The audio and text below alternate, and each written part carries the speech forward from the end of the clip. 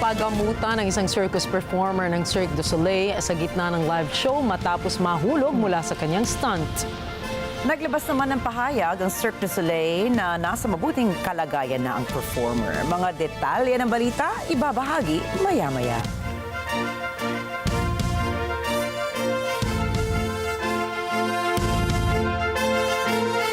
Magandang gabi, ako po si Ricky Matay. At ako si Alagao Flores. Ito ang Mata ng Agila International. Para naman sa mga headlines ngayong Wednesday. Pilipinas at Cambodia muling pinagtibay ang kanilang bilateral relations. Bilang ng active mpox cases sa bansa umakyat na sa 5. United Kingdom at Germany nais na sumailalim sa isang defense deal. Former U.S. President Donald Trump haharap sa panibagong indictment sa kasong election subversion. And Angelina Jolie pararangalan ng Tribute Award sa Toronto International Film Festival.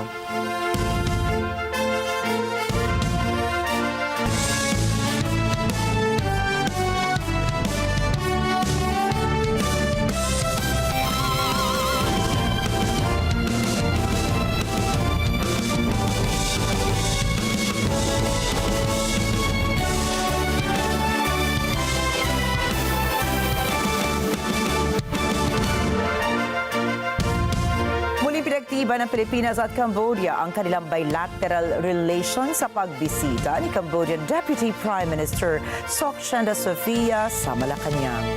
Mainit ang pagsalubong ni Pangulong Ferdinand Marcos Jr. sa Cambodian official bilang ang Cambodia ay miyembro ng Association of Southeast Asian Nations o ASEAN. Sinabi ni Pangulong Marcos na bukas ang Pilipinas na patuloy na paunlarin at paigtingin ang kooperasyon hindi lamang sa Cambodia kundi sa ibang kaalyadong estado nito sa iba pang panig ng mundo. Dumating si Sok sa bansa para sumamang manguna sa 4th meeting of the Cambodia-Philippines Joint Commission for Bilateral Cooperation o JCBC sa imbitasyon na rin ni Foreign Affairs Secretary Enrique Manalo. Layo ng 2 araw na pagpupulong na talakayan ang implementasyon ng kasunduan ng Pilipinas at Cambodia na napag-usapan noong Disyembre 2021. Ito ang unang bilateral visit ni Sok sa isang ASEAN country bilang head ng delegation at bilang Cambodian Foreign Minister mula pa noong 2017.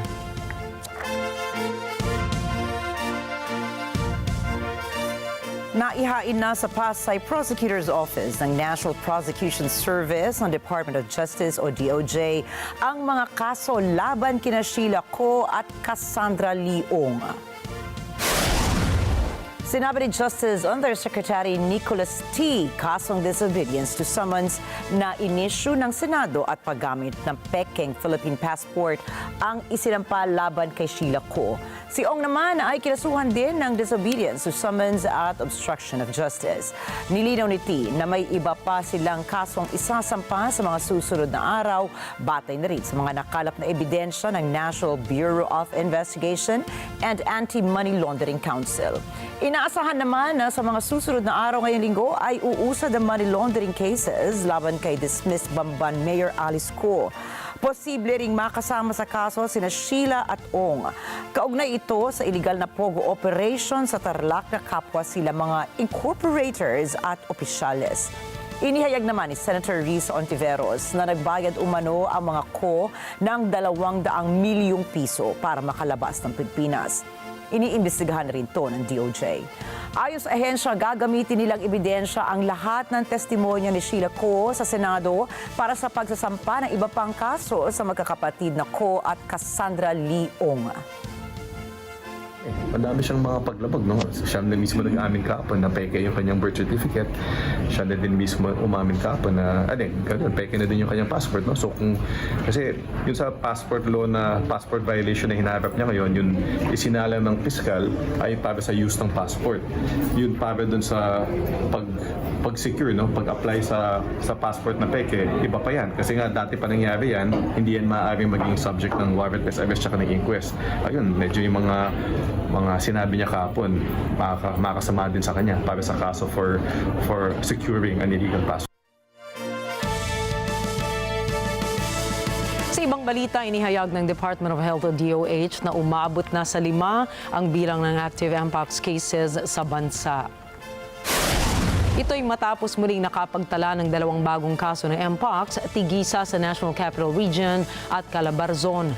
Ayon sa ahensya, parehong nagpositibo ang 2 bagong kaso sa milder clade 2 variant. Batay sa detalye ng DOH, isang 26 anyos na babae mula sa NCR ang nakakitaan ng sintomas ng sakit mula August 20. Isang 12 anyos naman na lalaki mula Calabarzon ang nakakitaan din ng sintomas ng sakit na nagsimula sa lagnat mula August 10. Muling nagpaalala ang DOH sa publiko na laging mag-sanitize at maghugas ng mga kamay at umiwas din muna na dumikit sa mga taong may hinihinalang sintomas ng naturang sakit.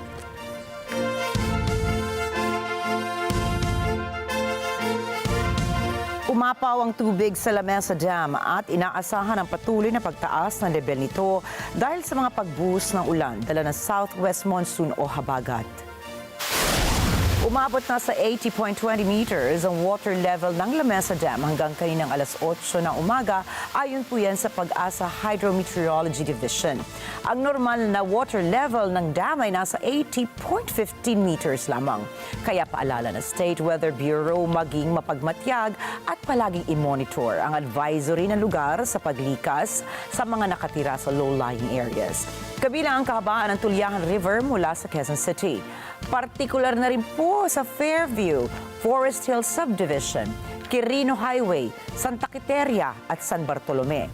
Maaapektuhan din ang Venezuela, lalo na ang Barangay Ligon, North Expressway, La Huerta Subdivision at maging ang Malabon.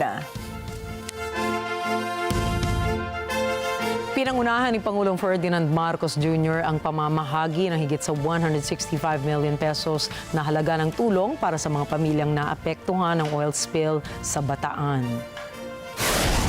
Namahagi siya ng tulong pinansyal sa mga piling mangingisda mula sa mga lungsod ng Bacoor at Cavite, gayon din sa iba't iba pang mga bayan. Mahigit sa 25,000 pamilya mula sa Cavite ang naiulat na naapektuhan ng oil spill sa Bataan. Ipinahayag ni Pangulong Marcos ang kanyang pag-asa na sapat ang tulong na naibigay sa mga naapektuhang individual upang matulungan silang makabangon mula sa epekto ng oil spill. Nangako rin si Marcos na titiyakin ng gobyerno na patuloy na makatatanggap ang mga naapektuhan na individual ng tamang kompensasyon.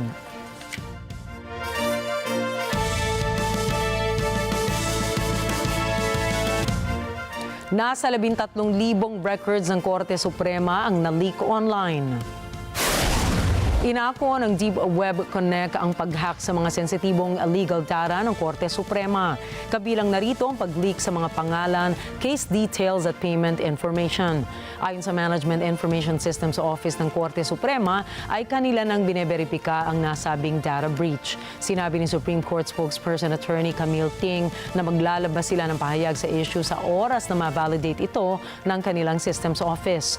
Tiniyak naman ni Attorney Ting na tuloy pa rin ang digitalization ng court processes at sinabi nitong secured ang lahat ng mga proseso ng Korte Suprema, kabilang na ang bar examinations.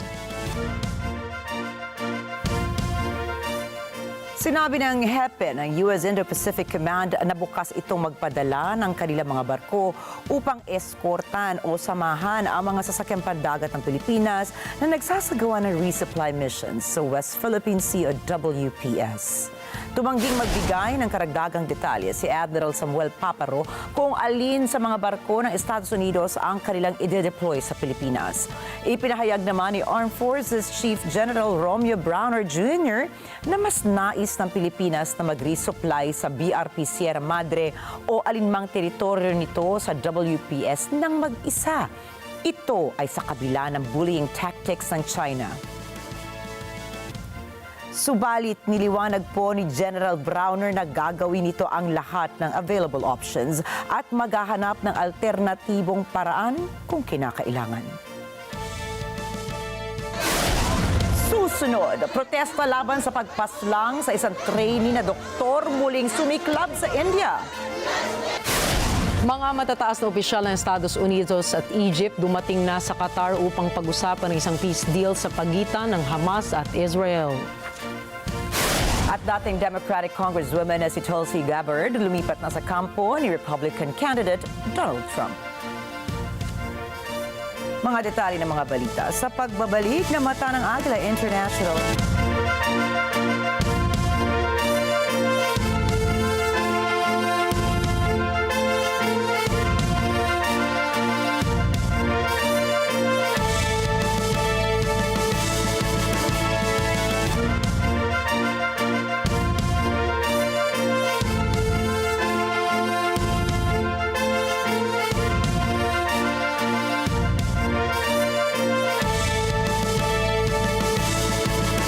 This portion.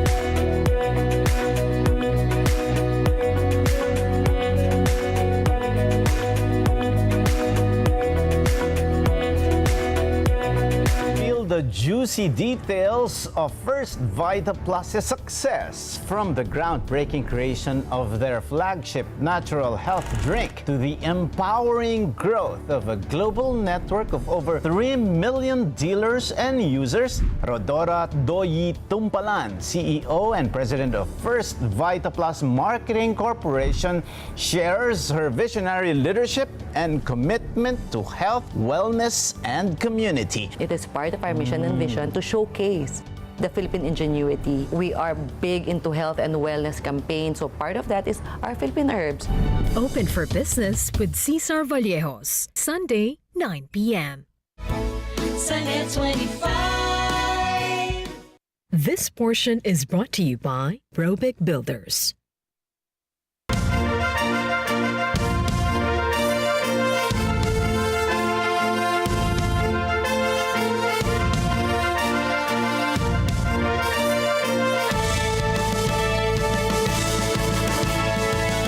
Kamakailan lamang ay inaresto ang CEO ng Telegram na si Pavel Durov sa Le Bourget Airport ng France. Agad na nagbigay ng babala ang Russia sa mga otoridad ng France dahil rito at sinabi na dapat ay ipagkaloob kay Durov ang kanyang karapatang pantao.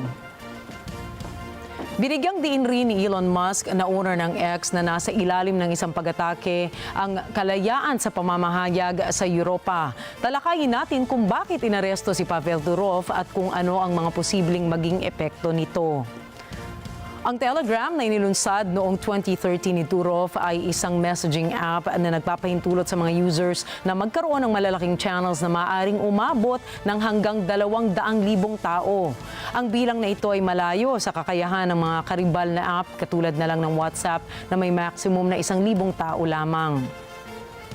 Gayunpaman, matagal nang ipinahayag ng mga opisyal sa West ang pangamba nila na madaling kumalat ang maling impormasyon sa mga group chat na may ganun kalaking bilang ng mga miyembro. Sa kabila nito, ginagamit pa rin ng maraming tao at bansa ang app dahil nag-aalok ito ng end-to-end encryption na sinasabi ng Telegram na nagbigay daan naman sa kanila na maging pinaka-secure na messaging software. Sa kasalukuyan, nakalista ang Telegram na may higit sa 950 million active users. Ito ay malawak ding ginagamit sa France, kabilang na ng ilang opisyal sa palasyo ng Pangulo at iba pang departamento ng gobyerno. Gayunpaman, natuklasan ng mga French investigators na ang app ay malawak ding ginagamit ng mga religious extremists at mga trafficker ng droga. Ito ang nagbunsod ng masusing investigasyon sa Telegram at sa huli ang pag-aresto nga kay Pavel Durov. Si Durov ay kasalukuyang nakakulong sa France bilang bahagi ng isang judicial inquiry na may kinalaman sa 12 pinaghihinalaang paglabag sa batas. Sinabi ng hukom na kasama sa mga nilabag nito ay ang kanyang papel sa pagpapalaganap ng sexual abuse-related material, drug trafficking, fraud at iba pa. Samantala, sa Russia, sinabi ng tagapagsalita ng Kremlin na si Dmitry Peskov na maghihintay muna sila sa anumang opisyal na pahayag kaugnay sa pag-aresto kay Durov. Мы надеемся, что господин Дуров обладает всеми необходимыми возможностями для организации своей правовой защиты. Естественно, с учетом его российского гражданства, мы готовы оказывать всю необходимую помощь и содействие. Но здесь ситуация осложнена также тем, что он является и гражданином Франции тоже. Обвинения действительно предъявлены очень серьезные. Они требуют не менее серьезной доказательной базы. В противном случае будет налицо прямая попытка ограничения свободы коммуникаций. Ну и можно сказать, что даже прямого запугивания руководителя крупной компании. То есть налицо будет именно политика, наличие которой в этой истории вчера отрицал господин Макрон. Sa pangkalahatan, nagpakita ng galit ang mga opisyal ng gobyerno ng Russia sa insidenteng ito na sinasabing ito ay isang political move lamang. Sinabi nila na ito ay patunay sa double standard ng West pagdating sa free speech. Sa kabilang banda, si Elon Musk na tinaguri ang free speech absolutist ay nagbigay suporta rin kay Turov. Nagpost pa siya ng hashtag na #FreePavel matapos ang nangyaring pag-aaresto. Madalas punahin ng West ang Telegram dahil sa kakulangan umano nito ng content moderation na anya nagbubukas ng posibilidad para magamit ito sa money laundering at iba pang mga krimen. Noong 2022, naglabas ng $5 milyong na multa ang Germany laban sa app dahil sa kabiguan itong sumunod sa batas ng bansa. Sinabi ng mga opisyal na hindi na itatag ng Telegram ang isang legal na paraan o para sa pag-uulat ng illegal content. Noong 2023 naman, pansamantalang sinuspinde ng Brazil ang Telegram dahil sa kabiguan itong isuko ang datos na may kinalaman sa neo-Nazi activity. Kaugnay ito sa isang investigasyon ng pulisya sa mga pamamaril sa ilang paaralan noong Disyembre ng taong iyon. Sa kasalukuyang taon, pinalakas na rin ng South Korea ang kanilang posisyon laban sa app matapos ang pag-alma ukol sa mga sexual deepfakes sa mga chat rooms nito. Hinimok ni President Yoon Suk-yeol ang masusing pag-imbestiga sa mga digital sex crimes na nangyayari sa Telegram. 최근 불특정 다수를 대상으로 하는 딥페이크 영상물이 SNS를 타고 빠르게 유포되고 있습니다. 피해자가 미성년인 경우가 많고 가해자 역시 대부분 10대로 드러나고 있습니다.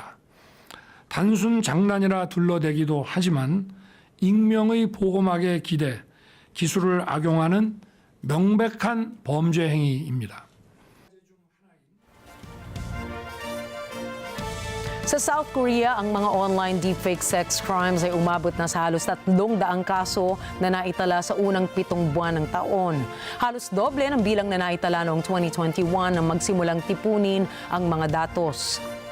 Sa pagitan pa ng 2018 at 2020, nagkaroon ng isang malaking kriminal na kaso na tinatawag na Nth Room.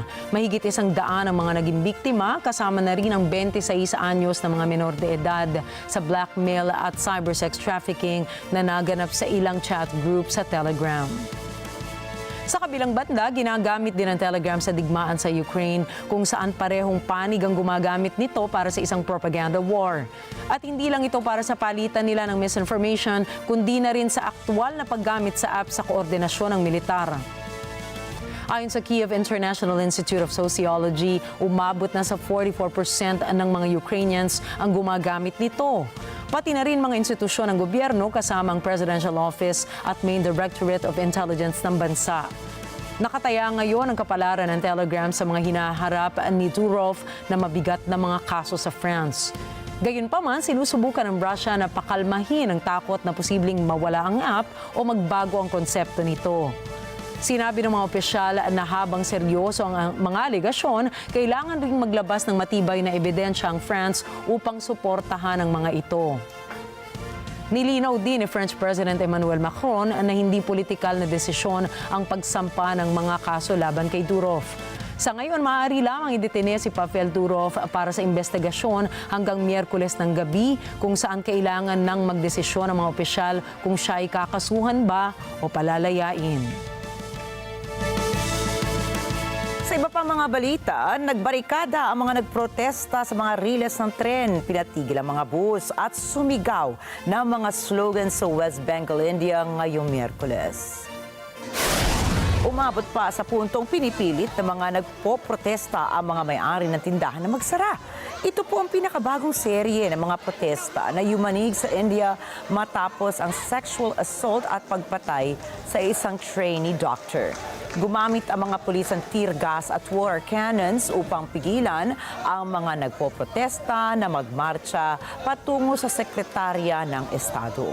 At dahil po dito, ang Bharatiya Janata Party o BJP na partido ni Prime Minister Narendra Modi ay nanawagan na ng nationwide protest upang ireklamo ang umano'y kalupitan ng mga pulis.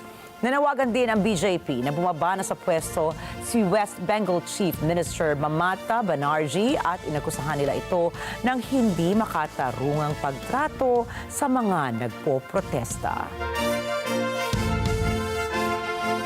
Natapos na ang pangalawang araw ng pag-uusap ng Estados Unidos at China na layong mapahupa ang tensyon sa pagitan ng dalawang bansa. We are working to ensure that competition does not veer into conflict and that we find ways to work together where our interests align. And all of that requires the kind of strategic and substantive and constructive dialogue that Director Wong was just referring to and to which we remain committed. Ayon sa isang mataas na opisyal ng White House ay nais isulong na mapigilan ng parehong kampo na magresulta sa malaking hidwaan ang kompetensya nila sa world market. Iginiit naman ng representante ng Estados Unidos na si National Security Advisor Jake Sullivan na nais ayusin ni President Joe Biden ang pakikipag-usap nila ni Chinese President Xi na natigil noong nakaraang taon. Ang kanilang pag-uusap ni Chinese Foreign Minister Wang Yi ay inaasahang magre-resulta sa posibleng pinal na pagkita ng dalawang pinuno ng Estado bago bumaba sa pwesto si Joe Biden sa susunod na taon. Inaasahan naman ng kanyang administrasyon na maayos itong maisasagawa upang mapadali ang ugnayan ng susunod na administrasyon sa Beijing. Sa kabila ng pagpupulong ni Sullivan at Wang sa Vienna noong nakaraang taon, ay nagkita ang dalawang opisyales ng 2 beses pa, una sa Malta at pangalawa sa Thailand. 牵动世界。过去几年，两国关系充满了波折。在习近平主席和拜登总统的战略引领下，我们实现了重返巴厘岛，通往旧金山。其中的经验值得总结，教训需要汲取。 Sinabi ni Ukrainian President Volodymyr Zelensky na ihaharap niya kay US President Joe Biden ang isang plano para tapusin na ang digmaan laban sa Russia. З Путіним не те, що компроміси. З Путіном, в принципі, діалог на сьогодні. Sinabi ni President Zelensky na ang 3 linggong paglusob ng Kyiv sa rehiyon ng Kursk sa Russia ay bahagi ng planong iyon. Один із напрямків, де частина якого вже зроблена, це Курщина. А другий напрямок – це стратегічне місце України в безпековій інфраструктурі світу. Третій напрямок – це пакет примусу, потужний пакет примусу Росії до закінчення війни дипломатичним шляхом. І четвертий напрямок економічний. Про це писали. Binigyan din ni Zelensky na wala talaga sa plano ni Russian President Vladimir Putin ang diplomatikong pagtatapos ng digmaan. Anya, nais lamang tapusin ni Putin ang opensiba kapag nakuha na ng Russia ang mahigit 30% ng lupain ng Ukraine. Hindi na niya ipinaliwanag ng detalyado ang mga susunod na hakbang, subalit sinabi niyang tatalakayin din niya ang plano kay Vice President Kamala Harris at dating President Donald Trump. Думаю, справедливо, якщо я цей план представлю спочатку президенту Сполучених Штатів, від нього залежить успіх цього плану, дадуть нам те, що в цьому плані, або не дадуть. Чи будемо ми вільні в використанні тим, що там буде в цьому плані, або ні. І так як трішечки все затримується в житті, то я, думаю, в вересні представлю цей план йому на зустрічі. І думаю, що якимось чином буде правильно передати цей план як Камалі Харріс, так і Трампу. Більше 1000 квадратних. Nagtungo sa Germany si British Prime Minister Keir Starmer upang pag-usapan ng isang makasaysayang economic at defense accord kasama ang ibang matataas na opisyal ng Berlin. Dumaan muna siya ng Brandenburg Gate bago siya sinalubong ni German President Frank-Walter Steinmeier. Ilang oras naman makalipas ay tinanggap na sila ni German Chancellor Olaf Scholz na may kasamang military parade. Ayon sa mga eksperto ay nais gamitin ni Starmer ang oportunidad na ito para ipakita sa mga miyembro ng European Union na nais buhayin ng United Kingdom ang relasyon ng magkakatabing bansa noong parte pa sila ng major bloc. Sa ilang okasyon na rin sinabi ni Starmer na nais niyang ayusin ang naging hidwaan ng mga nakaraang administrasyon sa mga kasama nito sa Europa at uunahin raw niya ang pagpapalakas ng pakikipag-ugnayan ng Britanya sa mga ito o alang-alang sa ekonomiya. Nakikipagdialogo si Starmer at Scholz ukol sa posibilidad ng pagbago ng isang defense pact na maaaring maghatid ng mas malalim na ugnayan ng kanilang dalawang sandatahang lakas, pati na ang pakikipagtulungan sa aspeto ng kalakalan at enerhiya. Nakatakdang magsama ang dalawa sa isang joint press conference upang iulat ang proseso ng kanilang pag-uusap. Samantala, inakusahan ni Opposition Leader Maria Corina Machado si Pangulong Nicolas Maduro na ginagalit nito ang populasyon ng Venezuela. Narito pang report ni Michelle Verzonilla. Sa isang panayam, isinalaysay ni Venezuelan Opposition Leader Maria Corina Machado kung ano ang ginagawa sa mga batang kinukulong ng administrasyon ni Maduro. Ani Machado, pinipilit ang mga batang nakakulong na purihin si Maduro. Ngunit ayon kay Machado, walang magandang maidudulot ito kay Maduro dahil ginalit lamang nito ang mga ina at ama ng mga batang nakabilanggo. Llevarse niños presos, obligarlos a homenajear a Maduro. ¿Sabes? ¿Tú sabes lo que es eso? Obligar a un niño preso, secuestrado de Maduro, a cantar o a repetir cosas en alabanza a Maduro. ¿Tú qué crees que esto genera en la sociedad? Si ellos creen que la respuesta es un país que se va a inhibir frente a esto, se equivocan. O sea, estos tipos han unido y despertado en indignación a todas las mamás, a todos los padres de este país. No, esto es sagrado, son nuestros niños. Isang buwan na mula ng questioning ng oposisyon ang resulta ng eleksyon sa Venezuela nang i-anunsyo ng mga opisyal ng halalan na ang nanalo ay si Maduro. Samantalang pinaninindigan ng oposisyon na ang kandidato nitong si Edmundo Gonzalez ang hindi maikakailang nanalo. Sinundan ng pag-aalma mula sa mga leader ng mga bansa ang pangangwestyong ito. Humihingi ang maraming pinuno ng bansa ng malinaw na tali ng eleksyon. Ayon kay Machado, may matatag silang estratehiya upang kamtin ang tagumpay. Anya, nagkakaisa sila ni Gonzales. Ayon kay Machado, hindi sila mapaghihiwalay ng rehimen gaya ng ginawaan niya nito sa mga nakaraan. Dagdag ni Machado, maninindigan sila at hindi magpapabili ng salapi. Mundo, yo no nos vamos a rendir y te lo adelanto, no nos van a dividir. Porque esa es la otra práctica del régimen, que ha funcionado en el pasado. Sembrar cizaña, infiltrar, comprar. Eso era una de las cosas que querían con el TCJ. Ver si podían dividir a los partidos y los sectores de oposición.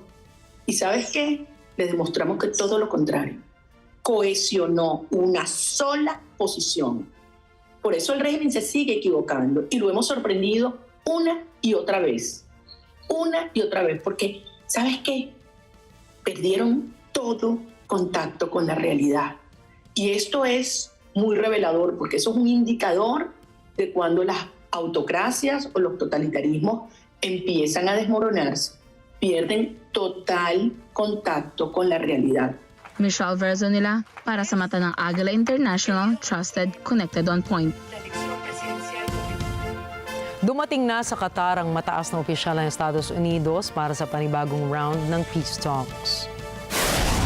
Makikibahagi ngayon sa pag-uusap si White House Middle East Advisor Brett McGurk na nasa Doha, Qatar na para makipag-usap kay Prime Minister at Foreign Affairs Minister Sheikh Mohammed bin Abdulrahman Al Thani matapos nilang magpulong ng presidente ng Iran na si Masoud Pezeshkian. Magugunit ang kinabibilangan ng US, Qatar at Egypt ang peace talks na sila ang magsisilbing mediators para mapapayag ang Hamas at Israel sa planadong tigil putukan dito. Una nang tiniyak ng mga mediators na kanilang gagawin ang lahat ng kanilang makakaya upang mapapayag ang Hamas at Israel. Nais na ngayon ang mga namamagitan na maipasaman lang ang isang humanitarian pause sa gitna ng Israel at Hamas matapos ang nabigong negosasyon na naganap sa Cairo. Nagbigay na ng kumpirmasyon ng Israel sa intensyon nilang makadalo sa nasabing pag-uusap, ngunit wala pang nagiging sagot ang kampo ng Hamas, Hezbollah at Houthi. Ayon naman kay Iran Supreme Leader Ayatollah Ali Khamenei, sila ay bukas sa pag-uusap ukol sa posibilidad na matuloy ang tigil putukan sa Gaza. Matapos ang ilang buwang labanan sa pagitan ng Hamas at Israeli forces, libo-libong mga Palestino na ang lumikas. Isang grupo ng mga Palestino ang ngayon ay nanganganlong sa tabing dagat bilang wala na anilang natitirang ligtas na lugar sa Gaza. Mayla Simbulan po para sa detalye. Dikit-dikit na nakatayo ang mga pansamantalang tent sa pampang ng Khan Yunis sa Gaza. Dito naninirahan ngayon ang ilang mga pamilyang Palestino na wala ng mga tahanang babalikan. Makikita ang mga maliliit na batang naglalaro sa tabing dagat. Tanong ni Nidal Sharim na nailikas mula sa Rafah, nasaan ang humanidad? Nasaan ang karapatang pantao, karapatan para sa mga kabataan? مضلش قيمة للبني آدمين ولا للروح ولا للإنسانية، وينهم؟ وين حقوق الإنسان؟ وين العالم؟ وين الناس؟ وين محكمة العدل؟ وين الدنيا؟ وين حقوق الأطفال اللي راحوا تاتيفايهم صايعين حفة حافيين على شط البحر طول اليوم في الشمس، ماتوا اندبوا حب واندبوا نيلة، مش لاقين أكل ولا لاقين قرش مع أبوه يعطيه يشتري حاجة. Para naman kay Abu Amran na na-displace din mula sa Rafah, ang dagat na dati-rati ay lugar ng kaaliwan para sa mga pamilyang namamasyal ay naging kanlungan na ng mga tumatakas mula sa labanan.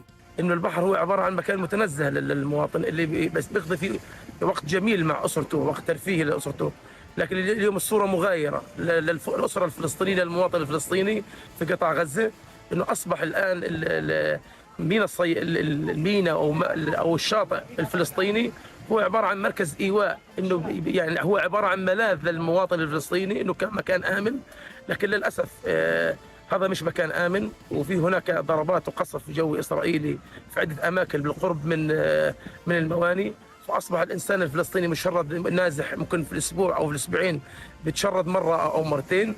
Nitong mga nakaraang araw, nag-issue ng ilang evacuation orders ang Israel sa iba't ibang lugar sa Gaza. Pinakamarami mula nang pumutok ang 10 buwang gyera. Umalmang muli ang libo-libong Palestinians kasama ang United Nations at relief officials dahil sa kakulangan ng tinatawag na humanitarian zones at kawalan ng ligtas na mga lugar. Hanggang ngayon walang linaw ang nilalakad na ceasefire at hostage release talks ng mediators ng Qatar, Egypt at US. Hindi mapunan ang mga puwang sa proposal na inihain sa Israel at Hamas.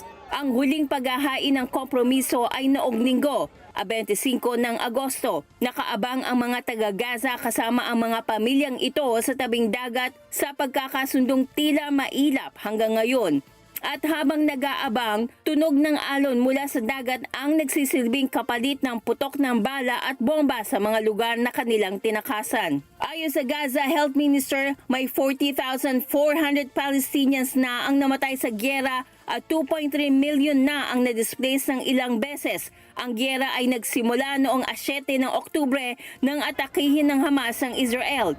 1,200 ang namatay sa pag-ataking iyon at 250 ang binihag. Mayla Simbulan para sa mata ng Agila International. Trusted, connected, on point. Itinuturing ng United Nations na nasa kritikal na antas na ang tensyon sa southern Lebanon. Ayon sa Office for Coordination of Humanitarian Affairs o OCHA, ng organisasyon na mas lalong titindi pa ang kaganapan doon kapag hindi tumigil ang Israel sa pag-atake. Meanwhile, our humanitarian colleagues tell us that the recent uptick in hostilities has not had a significant humanitarian impact. However, the ongoing conflict continues to severely impact civilians on both sides of the blue line. Along with our partners, we continue to scale up relief efforts in support of the Lebanese government-led response. However, humanitarian response efforts are being undermined by funding constraints, and we urgently need additional resources. Base sa kanilang datos, mayroong 2,412 na ang nasawi kung saan 133 dito ay mga sibilyan. May 111,940 katao na ang lumikas at tumaas na sa mahigit 10% ng lokal na populasyon ang mga lumilikas kada linggo. Karamihan anya sa mga internally displaced na mga tao ay mga bata at kababaihan. Magugunitang noong August 19 ay naghain ng formal na reklamo laban sa Israel ang representante ng Lebanon sa UN dahil sa paglabag sa kanilang independent airspace. We call on all parties to follow and to abide by their obligations under international humanitarian law, emphasizing the need to protect civilians, including children and civilian infrastructure at all times. Isang dating kongresista at 2020 Democratic presidential hopeful ang sumali na sa campaign team ni Republican candidate Donald Trump. Alamin po natin ang mga detalye mula kay Bernhard Gonzaga. Team Trump na rin si dating US Congresswoman at 2020 Democratic presidential candidate Tulsi Gabbard.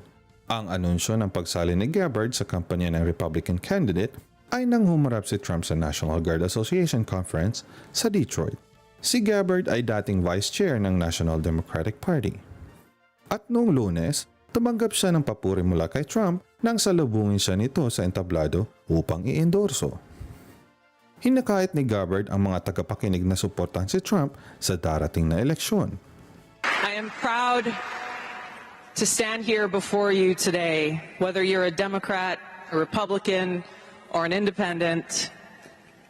If you love our country, as I do, if you cherish peace and freedom as we do, I invite you to join me in doing all that we can to save our country and elect President Donald J. Trump and send him back to the White House to do the tough work of saving our country and serving the people. Thank you very much. Thank you very much, Mr. President. Ibinahagi ni Gabbard kung paano kinilala ni Trump sa Arlington National Cemetery ang mga nasawi sa Abbey Gate attack sa Kabul 3 taon na ang nakaraan.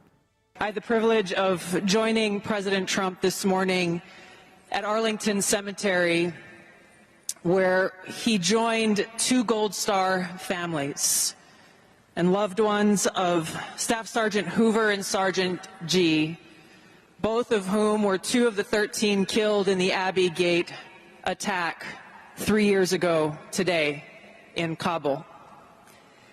And I can tell you, as we were there, as he laid a wreath at the tomb of the unknown soldier, joining these Marines' loved ones, I felt the sorrow that he shared with them in their loss. 3 taon noong Lunes ng suicide attack sa Kabul International Airport, kung saan may 13 US troops at napakaraming sibilyan ang namatay ng lisanin ng US ang bansa. Ang pambobomba ay naganap noong 26 ng Agosto 2021 nang tinutulungan ng US troops ang Americans at Afghans na lisanin ng Kabul nang magsimulang muli ang Taliban takeover. Bernhard Gonzaga para sa Mata ng Agila International. Trusted, connected. Susunod, 102-year-old na lola nag-skydiving sa kanyang kaarawan. Mga babaeng robot sa Beijing trending ngayon sa social media. At mga pelikulang Joker, Folie à Deux, Beetlejuice, sinaabangan na sa Biennale Cinema 2024. Yan at iba pang mga balita sa pagbabalik ng Mata ng Agila International.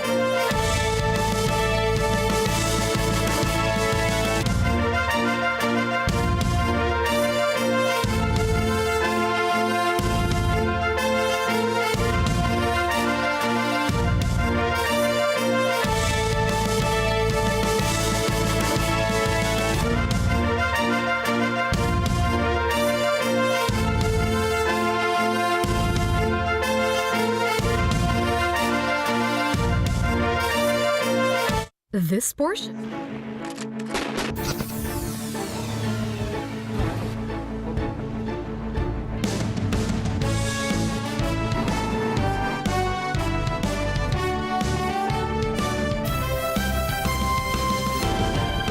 Alam namin ang iyong pagsisikap. Dama namin ang iyong mga sakripisyo. Kita namin ang pagharap mo sa bawat pagsubok. Kaya sa kabila ng mga hamon ng buhay, nandito kami para umalalay. Kasi katulad mo, gusto rin namin ang magandang bukas para sa kanya. Hatid namin ang dekalidad na edukasyon at makabagong pasilidad sa abot kayang halaga. Kaya huwag ka na mangamba. Sasamahan ka namin tuparin ang mga pangarap niya.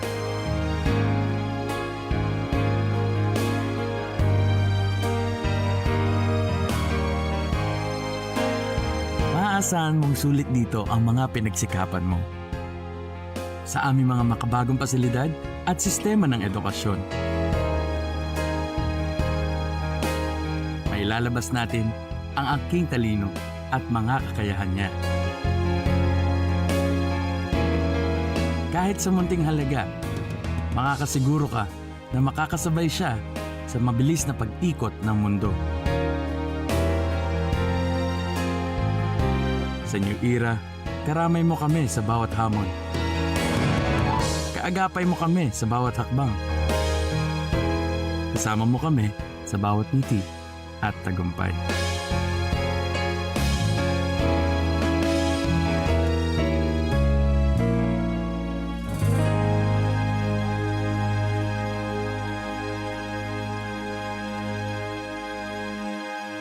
This portion is brought to you by North Luzon Express Terminal.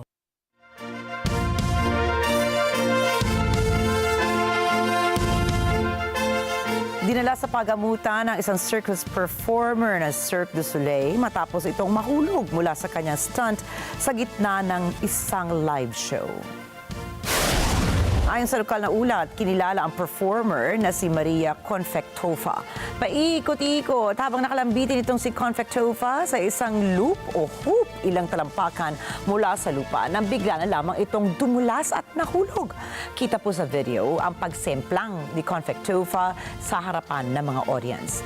Sa laysay ng mga nakasaksi, tumama ang ilong ni Confectova sa lupa. Agarang isinugod sa pagamutan si Confectova para sa medical examination. Pansamantalang tinigil ng 20 minuto ang palabas, subalit itinuloy din ito sa huli. Naglabas naman ng pahayag ang Cirque du Soleil na nasa mabuting kalagayan na si Confectova. Kilala si Confectova dahil sa Guinness record nito na fastest aerial hoop spinning matapos makuha ang 75 spins in 30 seconds sa Guangdong, China noong April 2, 2021.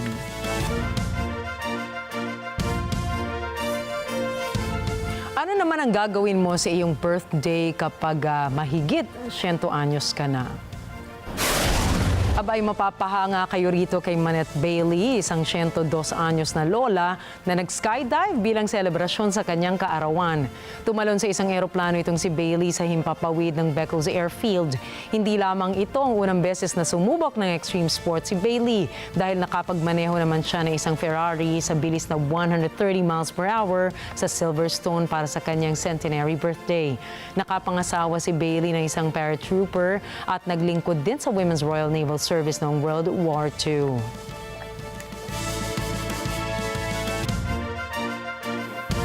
Nasira ang maraming ari-arian dahil sa pag-ulan ng hailstone sa Brescia sa Italy. Ayon sa lokal na ulat, singlalaki ng mga tennis balls ang mga bumabagsak na hailstone sa lugar. Nagdulot din ng pinsala ang hailstone sa mga sasakyan na dumaraan sa A4 motorway. Patay sa local weather bureau sa lugar, 7:30 na umaga na nagsimula ang pagbagsak ng mga hailstones sa Franciacorta. Alas 9 naman ng umaga nang bumuhos ito sa Brescia na umabot din sa Dalmazia na nagdulot naman ng pagbaha sa Corsica. Patay ang nasa 3 katao habang 7 naman ang sugatan sa pananaksak sa Solingen, Germany. Ayon sa mga otoridad ay dakong alas 9 ng gabi nang maganap ang insidente sa isang pagtitipon sa Solingen. Kinilala ang mga nasawing biktima na isang babae at 2 lalaki na mula naman sa Dusseldorf. Agad na nagpadala ang mga opisyal ng Armed Special Forces Unit sa lugar kasama na rin ang nasa 40 sasakyan. Kasunod dito ay ang pagpapasara sa ilang mga kalsada at pagbibigay babala sa mga residente na manatili sa kanilang mga tahanan. Samantala ay kinababahala ngayon ng mga otoridad ang sunod-sunod na insidente ng pananaksak kabilang na ang nangyari sa Southport.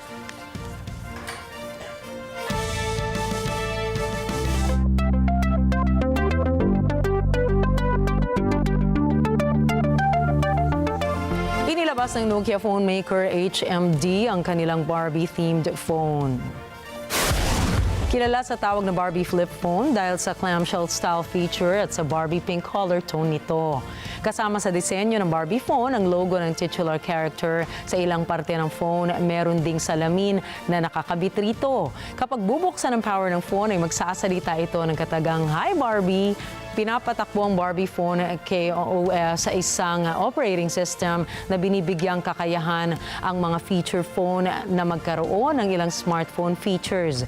Kabilang rito ang 4G connectivity, Wi-Fi, GPS at access sa WhatsApp, Google Maps at YouTube. Trending naman ngayon ang video ng mga babaeng robot mula sa 2024 World Robot Conference na ginanap sa Beijing, China. Marami sa mga netizens ang nagulat at nagtatanong kung ang mga babaeng robot sa video ay robot nga ba o tunay na tao. Kasunod ito ng video na lumabas mula sa account na Game of X kung saan mapapansin ang mala robot na paggalaw at paglakad ng mga ito. Dagdag pa rito ang simbolo na X-Robot na makikita sa kanilang likuran na sumisimbolo sa Chinese robotics company na tanyag sa paggawa ng realistic bionic humanoid robots. Sa gitna ng pagtatalo ng mga netizens ay kaagad namang nilinaw ng Game of X na ang mga ito ay tunay naman pala mga tao na ginagaya lamang ang paggalaw ng mga robot. Makikita naman sa isa pang video ang makeover transformation ng mga babae kasama na ang larawan ng mga isa sa mga ito na kumakain. Samantala, taunang isinasagawa ang World Robot Conference sa Beijing bilang bahagi ng pagpapakita ng mga latest sa technological advancements.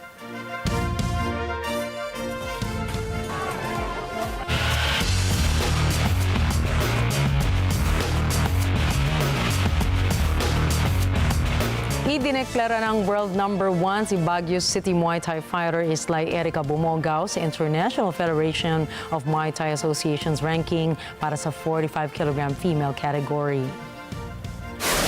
Batay sa ranking ng IFMA para sa Women 45-kilogram division, hawak ni Bumogao ang 1,920 points habang ang sumusunod naman sa kanya ay si Muay Thai fighter mula Vietnam na may hawak na 1,560 points.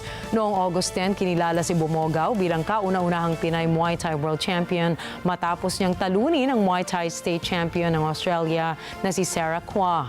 Si Bumogao ay ipinanganak sa Baguio City at nagsimulang magsanay ng Muay Thai noong siya ay 15 years old pa lamang sa ilalim ng Team Lakay. Noong taong 2018, nakakuha siya ng gintong medalya sa International Federation of Muay Thai Amateurs Youth World Championships na ginanap sa Bangkok, Thailand.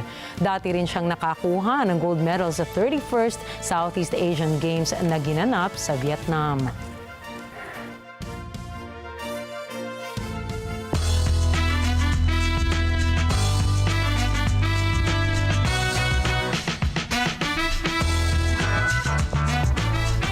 Inaabangan na ang mga pelikulang Joker, Folia 2 at Beetlejuice. Beetlejuice naman bilang bahagi ng pagbubukas sa Biennale Cinema 2024. Nagsimula ng buksan ng Biennale Cinema 2024 ngayong araw na magtatagal hanggang September 7 para paglabanan ng mga kategorya sa ilalim ng film, TV, documentaries at Horizon section. Dagdag pa rito ang 5 sa bigating awards na maaari nilang makuha gaya ng Golden Lion Grand Jury Prize, Silver Lion Special Jury Prize at Golden Osella. Bukod rito ay inilabas na rin ni Artistic Director Alberto Barbera at Biennale President Pietrangelo Butafuoco Morocco ang kumpletong listahan ng mga pelikula na kalahok sa event. Ilan sa mga pinaka-aabangan ng Joker Folie à Deux, Maria, The Room Next Door, The Brutalist, The Order, Chevalier, Baby Girl at marami pang iba. Samantala, pinagbibidahan naman ang pelikulang Joker Folie à Deux ng aktor na si Joaquin Phoenix kasama ang aktres na si Lady Gaga na nakatakdang ilabas sa October 4.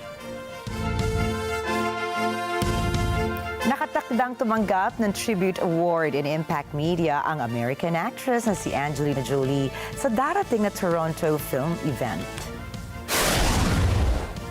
Gaganapin ang pagkilala sa September 8 kung kailan mapapanood ang pelikula na Without Blood mula sa kanyang sariling direksyon. Ang pelikula ay isang war drama na hango sa novel ni Alessandro Barrico tungkol sa kwento ng paghihiganti ng isang babae. Bukod dito ay nakapaglabas na rin si Jolie ng ilan pang pelikula kagaya ng First They Killed My Father at The Breadwinner. Kasama niya rin na makatatanggap ng parehong awards na Amy Adams, Jurel Jerome, Kate Blanchett, Mike Leigh, Durga Shubose, David Cronenberg, Clement Ducol at Camille at Zhao Tao.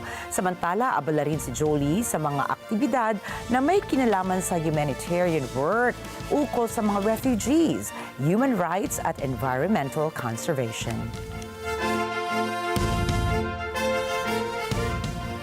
Malungkot na ibinahagi ni American singer Mariah Carey ang halos magkapanabayang pagpanaw ng kanyang ina at kapatid nitong weekend. Ayon sa inilabas na pahayag ni Carey ay labis siyang nagluluksa sa naging pagkawala ng kanyang pamilya sa parehas na araw. Anya ay masaya siya na nakasama niya ang kanyang ina sa mga huling sandali nito kung saan ay humiling siya ng privacy mula sa mga katanungan ng publiko. Kabilang sa mga alaala niya sa kanyang ina na hindi niya malilimutan ay ang Carey's 2020 memoir kung saan tampok ang kanilang komplikadong relasyon. Bukod rito ay tumatanggap naman ang kanyang kapatid na si Allison ng hospice care bago ito namatay. Samantala, kinikilala si Mariah Carey na isa sa mga pinakamatagumpay na singers sa buong mundo mula sa mga kanta niyang Hero, Always Be My Baby at I'll Be There.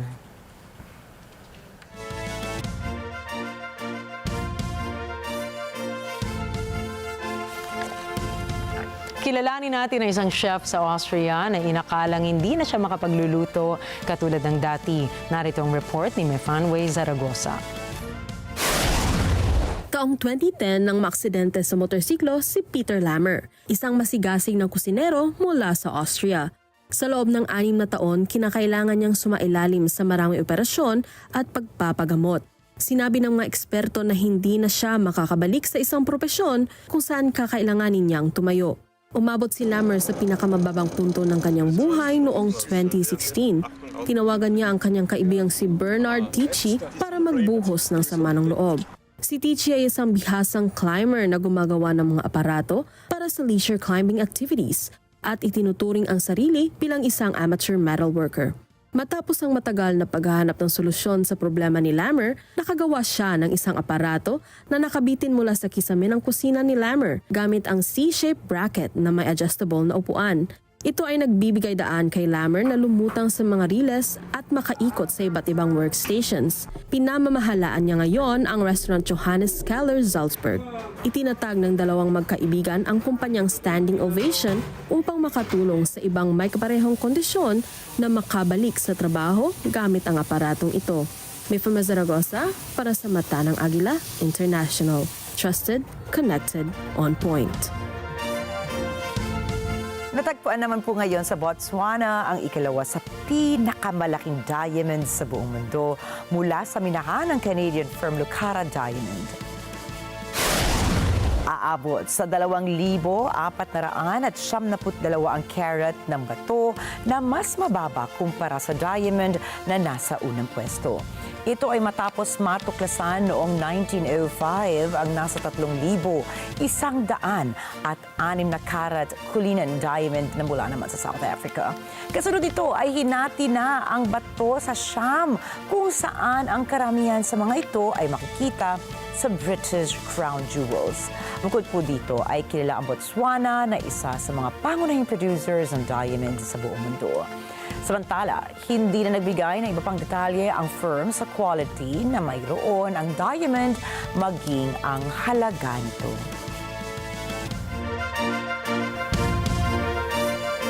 Nako, si best friend. Kasi di ba may kasabihan na diamonds are a girl's best friend. Nako. Pero alam mo, material na bagay lang naman yan, ano? Sa totoo lang, simula nung nagpandemya, nag-shift yung mga bagay na tinatrato nating mahalaga, di ba, Ricky? Tama. Ikaw, nung nagpandemya, ano na sa'yo yung mga bagay na talagang pinahalagahan mo na ngayon, ha? Unlike before, talaga, syempre, quality time. Although it's always been important for us, lalo tayo, di ba, talagang hands-on mom tayo, dalawa. Talagang quality time, mas lalo pang napagtibay sa puso ko na mawawala ang lahat, pero ang pamilya mo ay nandiyan. Di ba? Tsaka, minsan nga, di ba, ang nakakamiss lang ang tanging nakakamiss sa pandemya ay yung talagang magkakasama talaga kayong pamilya. Totoo yan. Mas araw-araw talaga nagdadasal, di ba? Kasi at that time, hindi natin talaga alam kung ano yung mangyayari sa mundo, no? Pero talaga yung prayers talaga and family being together and your loved ones, that's really one of the most important. Pero, nung pandemic din, di ba, Nina, lahat tayo nagkaroon tayo ng extra skill, new skill. Ay naman, sabi nga, ako naman magtatanong na-unearth mo na mga kakayahan na hindi mo inakalang kaya mo pala. Ano sa'yo? Ako? Teka, ano nga ba? Well, dati nakakapanggupit ako ng mga anak ko. Ng buhok? Oo. Ng buhok. Pero nung nagpandemya, nakakapanggupit na ako ng 3 mga anak ko. Wow! Na halos sabay-sabay. Pero syempre, lowered expectations po ito, ha. Baka paglabas ko ng bahay, pag-uwi mamaya, may nakapila ng magpapagupit sa akin doon. Lowered expectations, ibig sabihin, medyo yung tinatawag nating bara-barabay, ano, para lang mabawasan at hindi naman parang tagagubat na yung mga bata. Wala naman Diba, nagreklamo. just to say na, Wala naman nagreklamo sa mga anak mo. If anything, nung pandemya din, di ba, parang bumait din yung mga tao. Parang naging mas forgiving tayo. So, may unspoken forgiveness naman sa akin. I'm sure kasi wala naman nakakita sa kanila nung ginugupitan mo sila. No, di ba? Nasa loob lang naman din ng bahay. Kung nagupitan mo yung mga anak mo, I think naalala ko lang, ang isa sa skill na na-unlock ko ay gupitan yung mga aso ko, yung mga poodles, mga panalo rin shits. yan. And then you realize, mahal din ang mga serbisyo na yan kung babayaran na. So kung magagawa mo, why not? At maraming business din ang naitatag ng pandemya dahil nga na-discover ng mga tao ang kanilang mga skills. Marami nagkaroon ng ubi pandesal, ano ba yung mga Naubos sushi ang harina sa mga, di ba naubos ang harina? Ano natutunan ko niyan? Speaking of baking, ano natutunan ko niyan? Talagang kaya ko magluto ng pinakamasasarap na putahe. Ito kaya ko panintigan yan. Bukas magdadala ka. Pero ang baking, nasabi mo na rin lang. alam ang baking talaga, hindi ko alam. Nag-try ako mag-bake ng cake kasi ayoko magpa-deliver. Kahit gusto ko talaga akin lahat, akong gagawa lahat. Hindi ko alam, yung cake na gusto kong i-bake, dapat kanyang kalaki. Ay, parang nawala ng yung hangin, lumabas, umimpis ng lahat. Pero para sa mga anak ko at sa pamilya ko, syempre, napakasarap pa rin. Tama. Kaya, hello everybody, nandiyan pa rin sila, nanonood sila sa atin. At syempre, alamin naman natin ngayon kung ano ang paborito ni Miss Alma na kainin noong pandemic. Dahil di ba tayo sushi bake, ubi pandesal. Ano pa rin sa'yo? Madami, hindi ako choosy eh. Pero yung ube keso na pandesal, nauso talaga yan, totoo yan. Bale, alamin naman natin kay Miss Alma Angeles kung ano yung kanyang nakahiligan noong pandemic. At tandaan po, narito kami ni Nina mula Lunes hanggang Biyernes para magkatid ng balita saan mang dako ng mundo. Muli ako po si Ricky Matay. At ako naman si Nina Richie Alagao Flores. Ito ang mata ng Agila International. Para sa mga balitang nangyari sa iba't ibang panig ng mundo, punta naman tayo kay Alma Angeles para sa Net 25 World News. Take it away, Alma.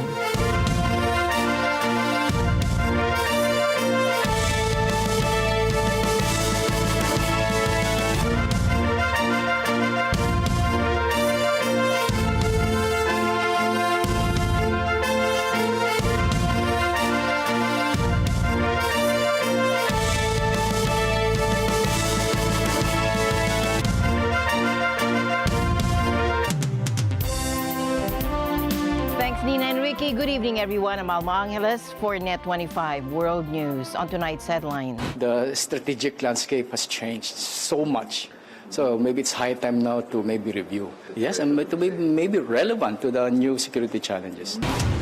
The National Maritime Council believes it's time for the Philippines and the United States to revisit their mutual defense treaty, which has been in place for over 7 decades, to ensure it meets the demands of today's security environment. Signed in 1951, the MDT obligates both nations to support each other in the event of an external attack. The news starts now.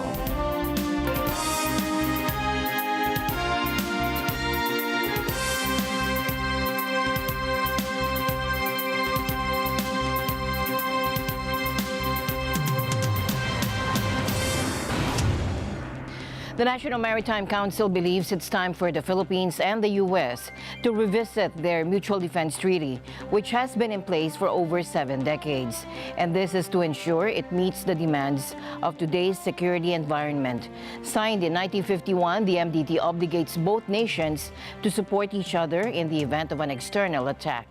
NMC spokesperson Alexander Lopez suggests that the defense pact needs to be updated to address current security challenges. The strategic landscape has changed so much.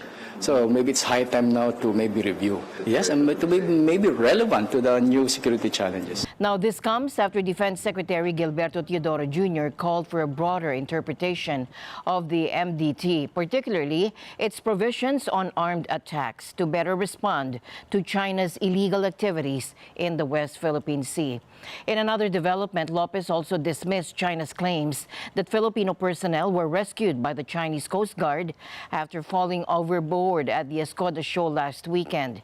He also stated that the Philippine Coast Guard has evidence showing that the Bureau of Fisheries and Aquatic Resources vessel BRP Datu Sanday was subjected to aggressive and dangerous maneuvers by the multiple Chinese Coast Guard vessels while en route to Escoda Shoal, which lies within the Philippines' exclusive economic zone, about 70 nautical miles off mainland Palawan. Meron tayong tinatawag na 200 exclusive economic zone under the provision ng UNCLOS. So nakikita natin na pasok yung Escoda Shoal doon sa provision ng 200 exclusive economic zone. In contrast, doon sa China, kasi ang pinakamalapit na provision ng China is Hainan, and that's more than 500 nautical miles away. So, dapat tayo yung anong ginagawa nyo dito? Illegal kayo, ang presence nyo dito ay illegal. At yung ginagawa nyo aggressive, clear violations of the Convention on International Regulations in Preventing Collisions at Sea. Coast Guard sila, and yet, dapat nga sila nag-implement, and yet sila yung the irony of it, no? Sila yung nagsasagawaan itong mga dangerous and life-threatening activities. Klarong-klaro po ang posisyon ng ating Pangulo, ng ating gobyerno, that we will not abandon even a square inch of our territory to a foreign power. And we will exhaust all peaceful approaches, diplomatic channels, mechanisms, so that these disputes will be settled in a professional, peaceful, and orderly manner. A powerful typhoon, Shanshan, is approaching southern Japan, prompting emergency warnings for strong winds and high waves in Kagoshima Prefecture, excluding the Amami region.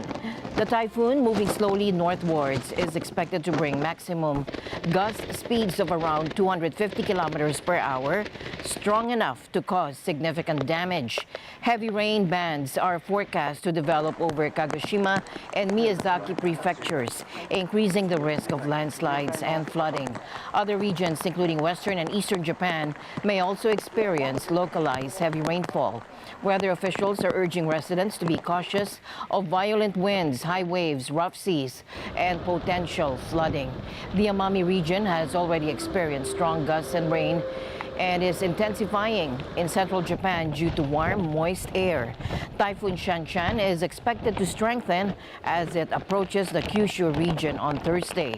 Heavy rainfall is predicted in the affected areas, with potential rainfall totals reaching up to 400 millimeters in some regions. As a result of the severe weather, several domestic flights have been canceled by ANA and Japan Airlines, impacting thousands of passengers. The United Nations has warned of a growing mpox outbreak in refugee camps in the Democratic Republic of Congo, where displaced people are particularly vulnerable due to weakened immune systems and crowded living conditions. Now, why are refugees in Congo particularly vulnerable to mpox? With over 7 million people uprooted across Congo, one of the world's highest displacement rates, refugee camps are facing a perfect storm for mpox transmission. For those fleeing violence, implementing many of the mpox measures is a tremendous challenge. Over the years, the cyclical violence and attacks, compounded by natural catastrophes, have driven displaced people into overcrowded shelters with poor water and sanitation facilities and strained services. Insecurity has left many areas cut off from humanitarian access and assistance. With this, we see that displaced families living in crowded schools, shelters and tents, and also in churches, and also in farmers' fields, and they have no space to isolate when they develop symptoms of the disease. But remember, you've just heard about the description of the conditions under which people are living and have arrived in already very stressed, hungry, terrified, displaced. So that gives there's an immunological deficit. There's an immunological weakness, which makes them more likely to become more ill with anything they get, including mpox. The UN Refugee Agency, UNHCR, has reported around 42 suspected cases in South Kivu, a region with nearly 2 million internally displaced people and refugees. So how is this new mpox strain impacting the outbreak in Congo? Scientists studying the new strain say it's evolving rapidly, making it difficult to track and respond effectively. We are still working blindly in Africa. We don't have the required knowledge about mpox, natural history, transmission dynamics, risk factors of mpox, and essentially you need to understand your context. You need to understand your disease for you to develop or design preventive strategies against such a disease. Now, a new strain of the virus known as Clade 1b has the world's attention again after the WHO said earlier this month that its fast spread in DR Congo and to neighboring countries was a new health emergency. Scientists studying the new strain say it's evolving rapidly, making it difficult to track and respond effectively. Mpox is evolving rapidly. The fact that Clade 2b evolved over a period of 5 years to a new strain, and now we are having Clade 1 evolving rapidly to a new strain. We are not too sure what new strain will emerge in future and the implication of such new strains. Nearly 2 weeks after declaring mpox a global health emergency, the World Health Organization has unveiled a strategic plan to address the ongoing outbreaks. The plan aims to coordinate efforts worldwide to contain the spread of the disease. Jeff Sanidad reports from Washington, D.C. The Global Strategic Preparedness and Response Plan covers the 6-month period of September 2024 to February 2025. It envisions a $135 million funding need for the response by WHO, member states, and partners. The current plan is still subject to inputs by member states briefed on Friday. It builds on the temporary recommendations and standing recommendations issued by WHO Chief Dr. Tedros Adhanom Ghebreyesus. It focuses on implementing comprehensive surveillance, prevention, readiness and response strategies, advancing research and equitable access to medical countermeasures like diagnostic tests and vaccines, minimizing animal-to-human transmission, and empowering communities to actively participate in outbreak prevention and control. Meanwhile, strategic vaccination efforts will focus on individuals at the highest risk. These include close contacts of recent cases and healthcare workers to interrupt transmission chains. At the global level, the emphasis is on strategic leadership, timely evidence-based guidance, and access to medical countermeasures for the most at-risk groups in affected countries. A funding appeal will be launched shortly. Dr. Ghebreyesus assures the public that the mpox outbreaks can be controlled and can be stopped. But to achieve this, he says a comprehensive and coordinated plan is a requirement. Jeff Sanidad, Washington, D.C., Net 25 World News. Back to you, Alma. Now to the war in Europe. Russia warned the West against allowing Ukraine to strike deep into Russian territory with Western missiles, cautioning the United States that World War III would not be limited to Europe. After Ukraine's recent attack on Russia's Kursk region, President Vladimir Putin vowed a strong response. Foreign Minister Sergei Lavrov accused the West of escalating the conflict by considering Ukraine's request to ease restrictions on foreign-supplied weapons. Я больше тут, наверное, ничего добавлять не буду. И президент все уже давно сказал. И мы сейчас еще раз подтверждаем, что игра с огнем, а они, как дети малые, со спичками балуются, это очень опасная штука для взрослых дяденек и тетенек, которым доверено ядерное оружие в той или иной западной стране. While Putin has frequently warned of the risks of a broader war since the 2022 invasion, he also maintains that Russia doesn't seek a conflict with NATO. Now, Mr. Lavrov added that Russia was clarifying its nuclear doctrine. Очень важно понимать, что у нас есть своя доктрина, в том числе доктрина использования ядерного оружия, которая, кстати, сейчас уточняется, и о которой американским деятелям очень хорошо известно. Americans have this direct association, these conversations, this talk of a world war. They think that if this happens, it would only concern Europe, which is a very showing thing that reflects the mentality of those geopolitical strategists in the U.S., because they are confident that they will just be safe across the ocean. And in this situation, one has to understand that we have our own doctrine, a doctrine of using nuclear weapons, among other things, and we are now making adjustments to this doctrine, and the Americans are well aware of this doctrine. And you know, these are Freudian sleep. The World War III is a bad thing because we do not want Europe to suffer. That's the mentality of the Americans, mentality of masters that are sitting on the other bank across the ocean. They are certain of their safety and security, and they are confident that there would be someone else to die for them, to do their dirty job for them, not only Ukrainians, but now Europeans as well. So we heard these speculations regarding allowing to use not only Storm Shadows, but also American missiles, long-range missiles. And in Washington, an anonymous source said that there is an ongoing effort, that they are looking into a request from Ukraine in a positive light. I do not want to add anything to that. The president has already spoken on this on many occasions, and we reaffirm this once again, that playing with fire, and they are like little kids who are playing games with matches. It's a dangerous thing for adults who were trusted with nuclear weapons in West Country. Russia's 2020 nuclear doctrine sets out when its president would consider using a nuclear weapon, broadly as a response to an attack, using nuclear or other weapons of mass destruction or conventional weapons when the very existence of the state is put under threat.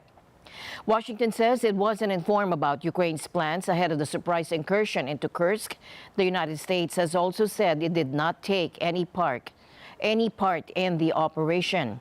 But Putin's foreign intelligence chief, Sergei Naryshkin, said on Tuesday that Moscow did not believe Western assertions that it had nothing to do with the Kursk attack. Russian Deputy Foreign Minister Sergei Ryabkov said the involvement of the U.S. was, quote, an obvious fact. UN nuclear watchdog chief Rafael Grossi said Russia's Kursk power plant is at risk of a nuclear accident. And that's while a frontline battle rages in the Kursk region, a mere 25 miles from the plant. Grossi, the head of the International Atomic Energy Agency, or IAEA, gave his warning after an inspection. We see the plant still operating, but at the same time, the fact that the plant is operating make it even more serious in terms of an eventual action against it. When a plant is operating, the temperature is much higher, and if there was the case of an impact or something that could affect there would be serious consequences. This nuclear power plant is of the RBMK type, which basically means that it does not have the containment dome and protective structure that is typical to most of the more current nuclear power plants. What does this mean? This means that the core of the reactor containing nuclear material is protected just by a normal roof. This makes it extremely exposed. Moscow and Kiev have repeatedly blamed each other for drone and artillery attacks on the Russian-controlled Zaporizhzhia nuclear power plant in Ukraine.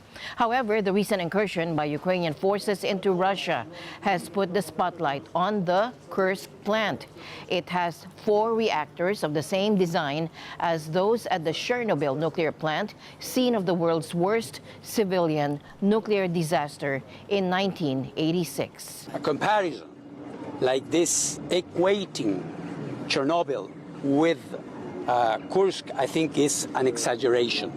But this is the same type of reactor and there is no specific protection. And this is very, very important. Now to the Middle East. Did Israel's special forces just pull off a daring rescue in Gaza? Now they've freed 52-year-old Quaid Farhan al-Qadi, who spent over 10 months in captivity after being abducted by Hamas-led gunmen. Al-Qadi, a Bedouin and security guard near the Gaza border, was held in a tunnel in southern Gaza. Thomas I. Likeness reports. This is footage of the rescue operation released by the Israeli military. Military spokesman Daniel Hagari says al-Qadi had been rescued from an underground tunnel. But he gives no details of the operation, citing the security of the remaining hostages in Gaza and Israeli forces. A military official says soldiers had been operating in the area where al-Qadi had been found. They had been navigating a complex underground system where hostages had been suspected to be held alongside militants and explosives. The official says al-Qadi was alone when discovered by troops. Following his rescue, the military took him to Soroka Medical Center. Hospital Chief Shlomi Kodesh says al-Qadi is doing okay. I am happy to inform you that today in the afternoon we received Mr. Farhan al-Qadi, a returned captive from Hamas tunnels that arrived by helicopter after being released and rescued from captivity. He underwent initial evaluation in our emergency department. He appears to be in general good condition, but will require another day or 2 of medical tests to make sure he is still okay. We are ecstatic with his family. Watching him unite with his children, his brothers, was a heartwarming moment for all of us, and we hope to be able to experience such moments with many more returned captives here at Soroka Medical Center. Israeli media quoted al-Qadi as saying he had not seen the sun for almost 8 months, and that another hostage who was with him for 2 months had died next to him. Prime Minister Benjamin Netanyahu spoke with al-Qadi by telephone.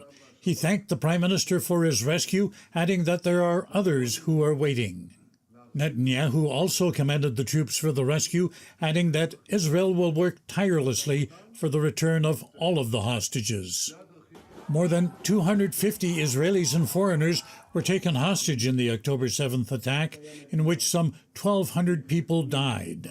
Al-Qadi's rescue leaves 108 hostages still in Gaza.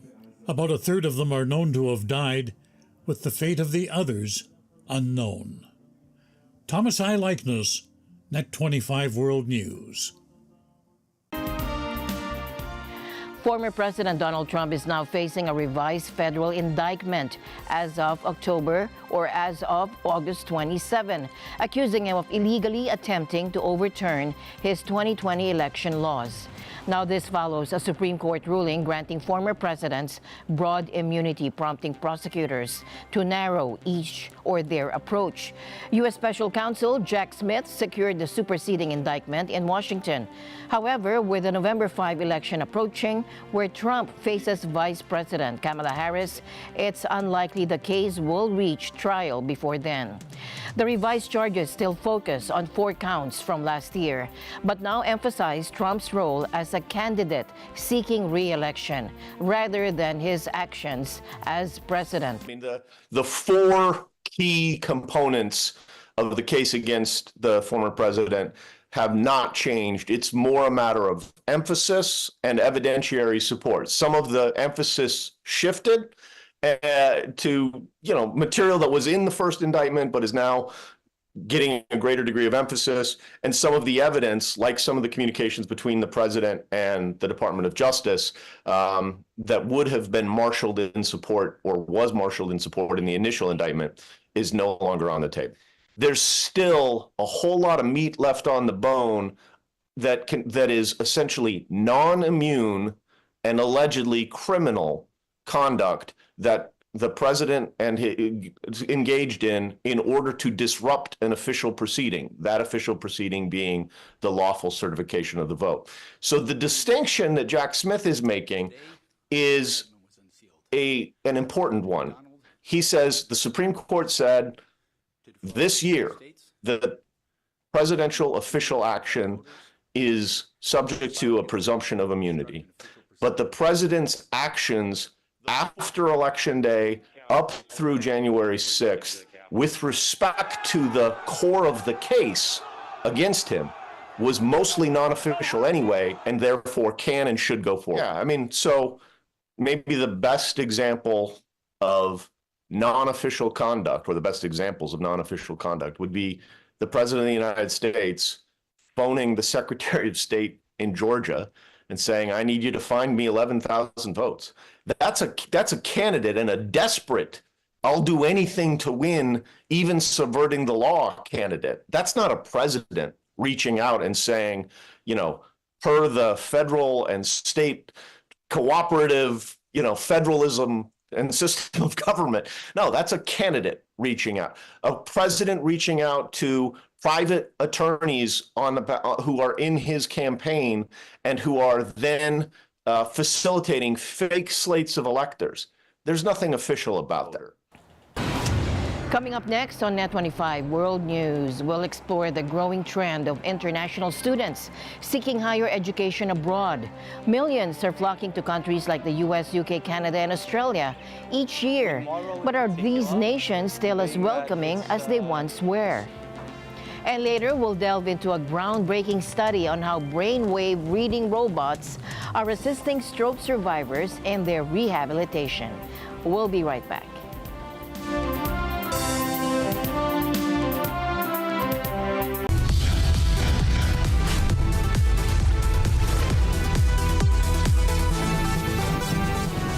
Sa kasulukuyang henerasyon, marami na ang nag-viral. Dahil po yan sa kanilang ginagawang pagtulong sa kapwa. Pero mas marami ang tumutulong kahit walang nakakakita. Kaya naman kung ikaw ay may kilala na grupo o individual na may natatanging pagresponde sa lipunan at maging sa kalikasan, mag-text lamang sa 0915-415-1035 o mag-email sa responde@net25.com at magpadala ng mensahe sa ating Facebook page at Net25TV. Baka kayo na ang susunod nating Certified Key Responder. Let's net together sa Net25. Sa Net25.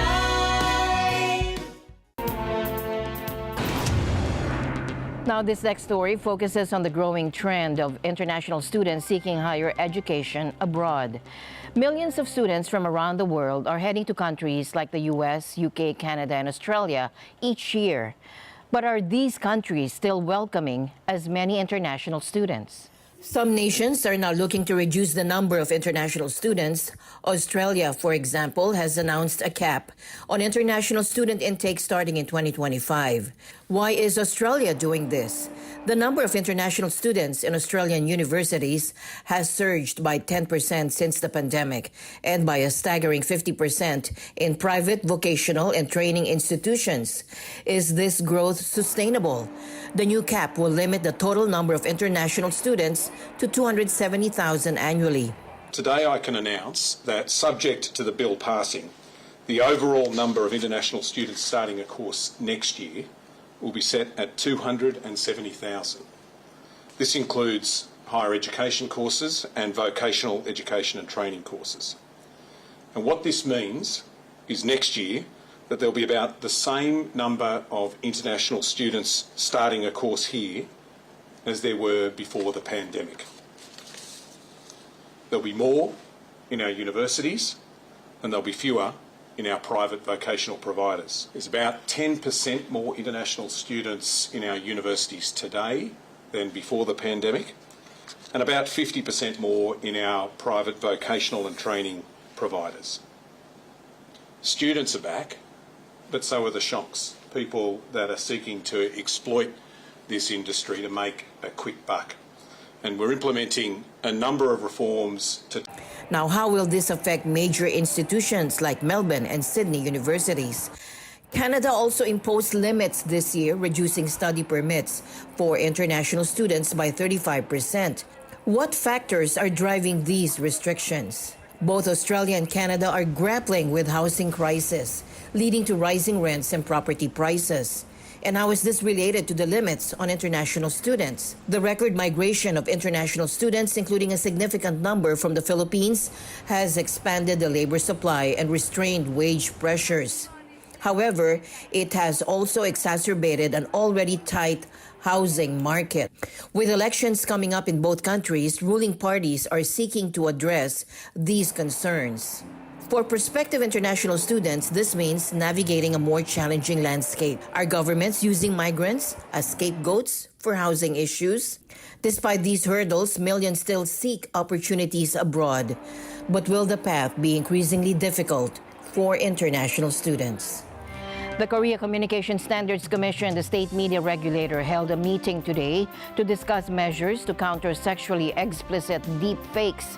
Over recent days, domestic media have reported that sexually explicit deep fake images and videos of South Korean women were often found in Telegram chat rooms. 딥페이크 성범죄 영상물의 주된 유포 경로인 텔레그램 등 주요 SNS에 대한 자체 모니터 인원을 2배 이상 늘려 집중 모니터링을 통해 불법 성범죄 영상물을 신속하게 적발하도록 하겠습니다. 향후 디지털 성범죄 전담 인력을 늘려가도록 하겠습니다. The head of the commission, Ryu Hee-lim, also added that his organization will form a partnership with these social media platforms to enact further measures against deepfakes crimes.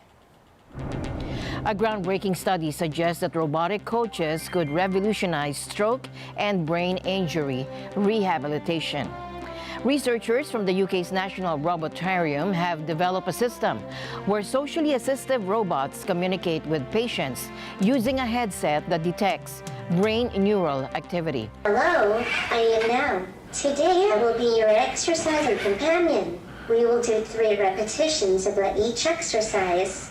Now, these robots offer real-time motivation feedback and even mimic patients' movements, helping them to stay engaged and motivate during rehabilitation exercises. Strange, but being used to human physio for the last 6 months is hard to replace, but having this and having nothing, so people are isolated, like if I can see sitting on my hospital bed. The headset basically picks up on sinusoidal frequencies within your brain, while you're wearing it. And sinusoidal frequencies, we use them in order to capture when sinusoidal frequency is like a wave. So when the wave starts to go down, it means that you as a human are preparing for movement.